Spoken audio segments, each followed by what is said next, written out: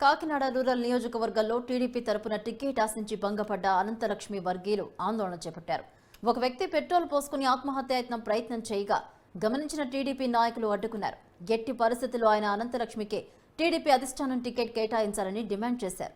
లేని ఎడల ఇండిపెండెంట్ గా పోటీ చేయించి గెలిపిస్తానని వారు హెచ్చరిస్తున్నారు. అయితే టీడీపీ జనసేన పొత్తులో భాగంగా జనసేన అభ్యర్థికి టికెట్ను కేటాయించారు.